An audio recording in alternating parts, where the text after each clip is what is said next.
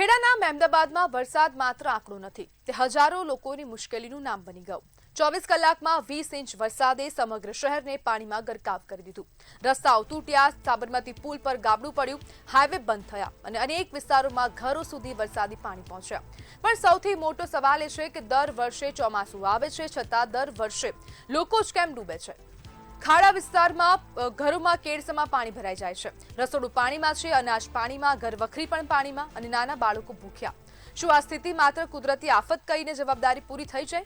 તંત્ર કહે છે કે પમ્પિંગ શરૂ છે, પાણીનો નિકાલ થઈ રહ્યો છે, પરંતુ લોકો પૂછે છે કે જો વરસાદ પહેલા યોગ્ય આયોજન થયું હોત તો શું આજે ઘરોમાં પાણી ઘૂસી હોત? શું બાળકોને ભૂખ્યા રહેવાની નોબત આવી હોત? દર વર્ષે એક જ વચન, એક જ બેઠક અને એક જ દાવો, તૈયારી સંપૂર્ણ છે, પરંતુ વરસાદ પડતા જ એ દાવા પાણીમાં વહી જાય। જનતાને માત્ર આશ્વાસન નહીં, કાયમી ઉકેલ જોતું હોય છે, કારણ કે વરસાદ કુદરતી છે, પરંતુ લોકોની આ સતત પીડા અને બેદરકારીથી સર્જાતી હાલાકી કોઈ કુદરતી ઘટના નથી। હવે સવાલનો જવાબ શબ્દોથી નહીં, કામથી આપવાનો સમય આવી ગયો છે અને ક્યારે હવે આ સમસ્યાનું સોલ્યુશન લાવવામાં આવી રહ્યું છે, કારણ કે જે સ્થિતિ હાલ આટલા પહેલા વરસાદમાં આવી સ્થિતિ હોય તો પછી આવનારા સમયમાં શું થશે?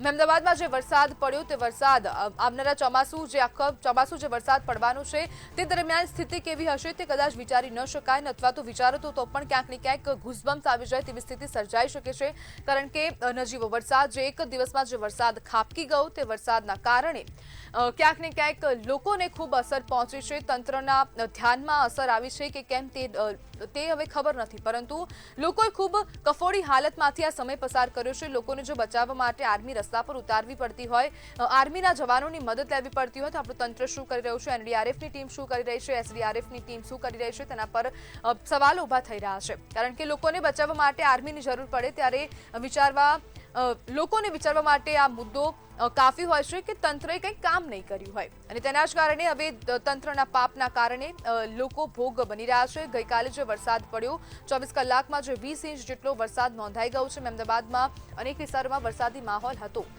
ગુજરાત માટે હજુ પણ 48 કલાક અતિ ભારે છે, કારણ કે 4 વરસાદી સિસ્ટમ એકસાથે સક્રિય થઈ છે અને તેનું સેન્ટર ક્યાંક ને ક્યાંક અમદાવાદ પર આવી ચડ્યું છે, અમદાવાદના આસપાસના વિસ્તારોમાં આવી ચડ્યું છે, જેના કારણે ખૂબ વરસાદ પડી રહ્યો છે। અમદાવાદમાં આટલી આગાહી નથી કે આટલો બધો વરસાદ પડશે, પરંતુ અણધાર્યો આ વરસાદ જે ખાબક્યો તેના કારણે અમદાવાદની આસપાસના વિસ્તારોની હાલત ખૂબ કફોડી બની। ખાસ કરીને મહેમદાબાદમાં 20 ઇંચ વરસાદ પડ્યો। 20 ઇંચ વરસાદે મહેમદાબાદને પાણીમાં ગરકાવ કરી દીધું। તેના સ્થાનિકોની હાલત હાલ ખૂબ કફોડી છે।